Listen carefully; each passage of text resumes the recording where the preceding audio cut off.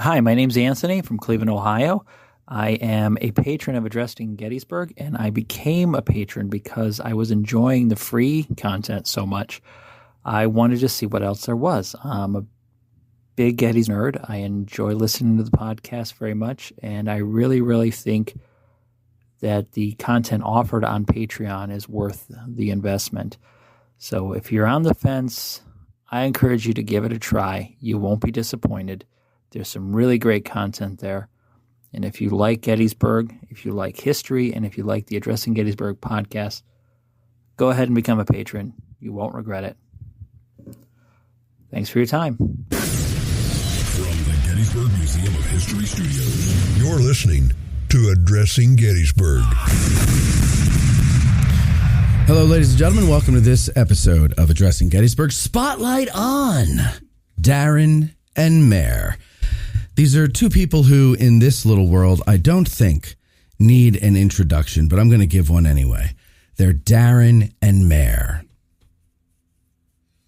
They are the hosts of the Civil War Breakfast Club, a quite a popular podcast, and they blend humor and actual knowledge together, which is, I think, a winning formula. It's worked for me. It's working for you. It's the way to do it. It is the way to do it. I'm sorry, I didn't unmute you. Oh, sorry. I get that a lot. It is the way to do it. And they're here with me today to do a spotlight on. So welcome, guys. Thanks for having us. Thank Great you to so be much back in for the new having us. fancy studio, man. My goodness gracious. The Right. security at the front gate, the velvet ropes. My goodness. I know. Hey, whatever. This is actually a nice digs. This is fantastic. Thank you. Have you been to the old one? Oh, yeah. You have, Yeah. right? Yeah. Yeah, when we did a AG Today with you guys, didn't we? Yeah. And that was a shed. Yes. This is a building. Mm-hmm. So there's a big, huge difference, I think, between the two. Yeah. And I prefer this. This is very cool. Nice. Yeah, but it was great to have that shed. It got us through when we needed it most. So that's the beauty there. But yeah, so I'm glad to have you guys here. You signed the Wall of Fame. Did. And quite famous you are becoming, I believe. I mean, listen, I hear people talk about you all the time. This is the thing I love about doing this is, like imagine, because you're older like me and you're not, right? You're like still in your early 30s, I think, No, right? I'm 41. Early 40s, okay. She's old too. You see, now you're officially old too. Yeah. But we're a little older, and you recall the days of 1990 shock jock radio, where if you're on in Philadelphia between 3 and 6 on this station, you hate the guy who's on at the same time on the other station, and you had to fight to knock each other out of the ratings and all that other stuff, and your audiences had to be part of an army, and they were loyal to you, and they would go and do things to mess up the day of the other one. But with podcasts, you don't need to do that. You can actually work together as long as people have the personalities that work together. I think you know what I'm talking about. And so you could help each other out, and you can do things together that I think are good, because it's all the same audience for the most part. I mean, sure, there are people who are probably like, I can't stand Matt, and there are people like, I can't stand them, and there are people like, I can't stand Eric and Jim, and and that's fine, because we all get people that can't stand us, and we all get people that love us, and there's really not really much in between that I've heard, but it's great anyway, because it's essentially all the same audience. And like you pointed to the map in the back there, and you're like, it's probably Robert Dalby who gave you that. And I was like, yeah, that's exactly who it was, because he gave you one too. Yeah, he did. And that's nice. I think that's nice. And that's a way that they show that, they like what we do and everything like that. So I like that we can have you guys on here, and your success is something that to celebrate and not be envious of or worried about, because it helps us all. Yeah, exactly. And when we started this podcast, our whole thing was we wanted to figure out a way to spend time together during the pandemic. Yeah. And then we would always talk about the Civil War, and I just finally said, why don't we start recording these conversations? And so it was just the two of you? It's just the two of us. How did you know each other prior to that? We met on a virtual roundtable during Chickamauga, Chattanooga round table. Okay. And that was during the pandemic, and it was a way you can kind of stay in and find something to do. And so we kind of met through that and kind of drifted off ourselves and they just had our own conversations. And then, she suggested the podcast. The first time she suggested, I said nope, didn't want to do it. Why? Because I thought she'd been me just go, misunderstood what I said. Go run and go hide and go F yourself, one of those deals. Go do it by yourself. And then she said, no, with me. I was like, oh, okay. Oh.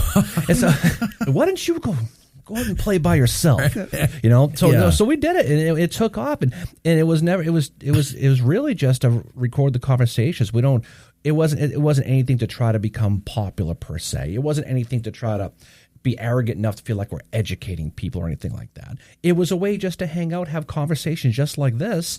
And if people who are like-minded enjoy it and they want to listen too, well, that's cool. If no one listens, that's cool too. We'll have fun with it anyway. And it just kind of took off from there. I like how you say that you didn't want to do it to to educate people and have that like kind of highbrow. Exactly. Because people say to me, why aren't you a nonprofit for education instead of an LLC? And I go, because I didn't have good advice. And I said, I don't know why. Like, why do you think I should? And they're like, well, because you educate people. And I was like, no, I don't. Like, it annoys me that Pete Carmichael and I always get in this argument. Does he tell you that you're historians? He just says my hair is great like his. Yeah, well, at least you have hair. No, we don't really talk like that, to be honest. Okay. I mean, our conversations with people like that are just telling stories. So we don't, yeah.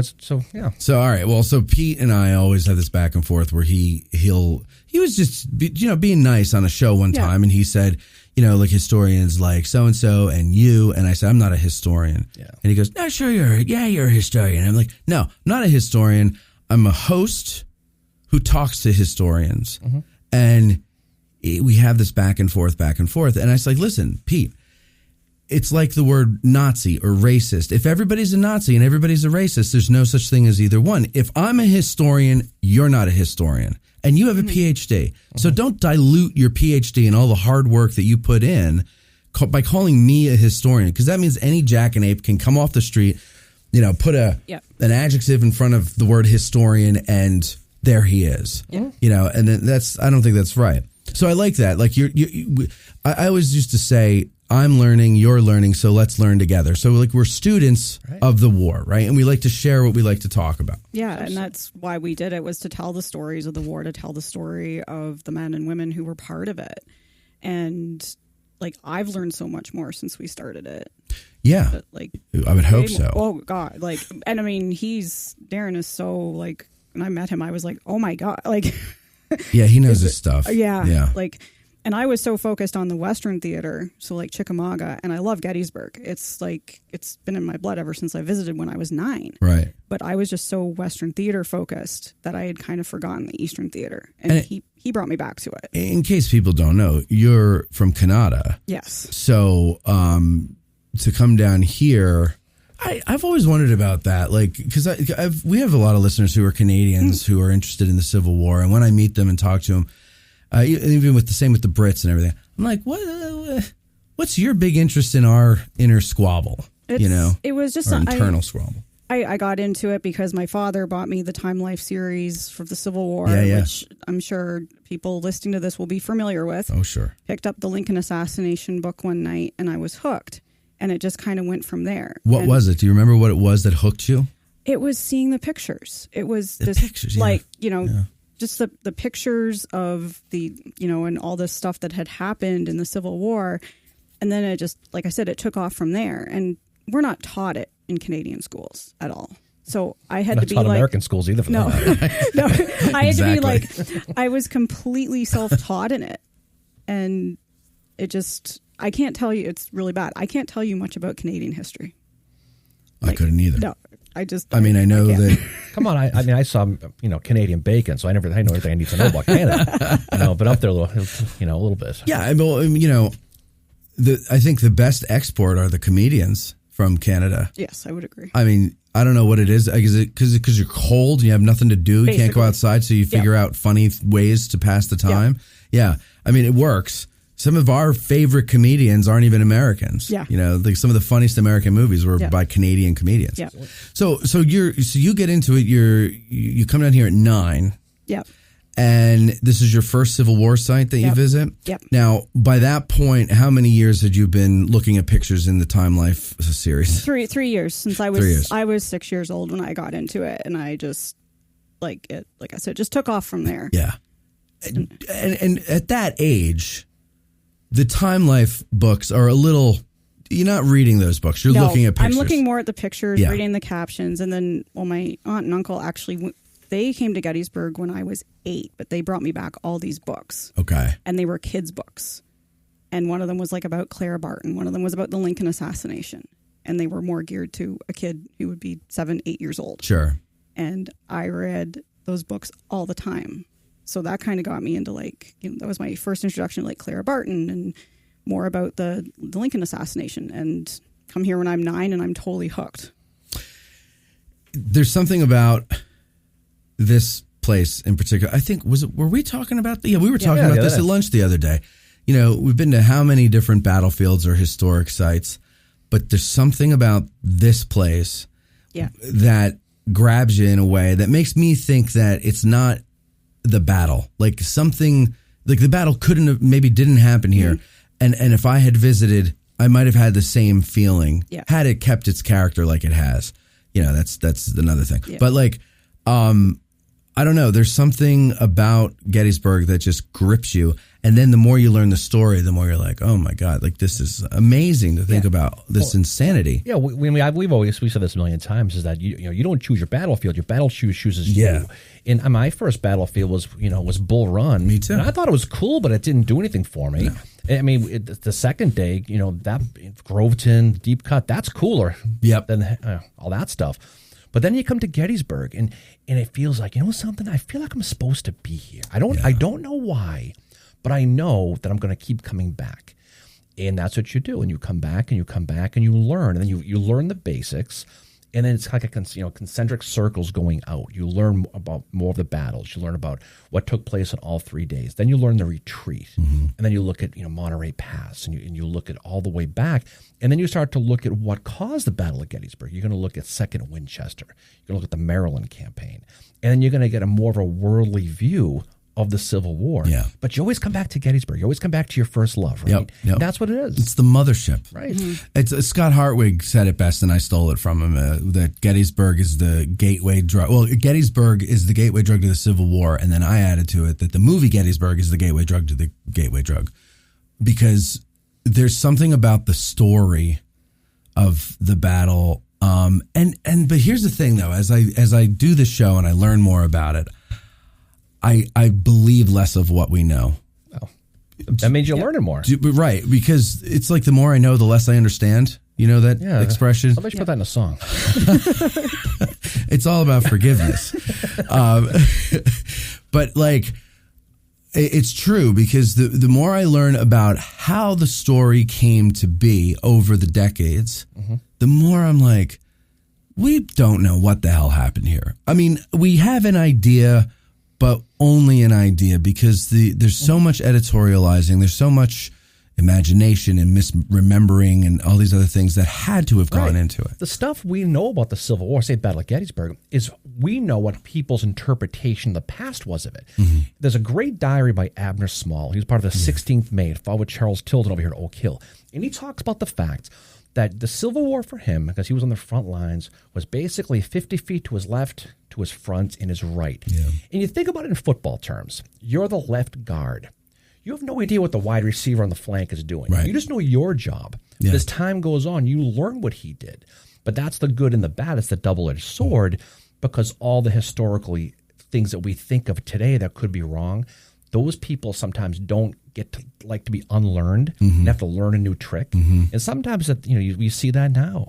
You see that with like George McClellan right now. There's a book that Alex Rossino just wrote that really, and I know Matt, you had Matt Borders in here too, where he kind of unmasks Lost Order 191. And it goes back to William Swinton, the New York Times writer, who kind of had an axe to grind. And so the stories he's writing turned into Stephen Sears' book and turned into that historical knowledge. Jeb Stewart here at Gettysburg, because of the movie. Mm-hmm. Every time you're late, you look at your watch and say, where's Jeb, right?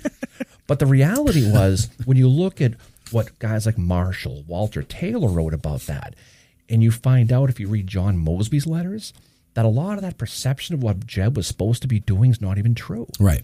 And so now, if you read the orders, right, it's not even true. Mm-hmm. But we learn, how we understand it is because other people's interpretations.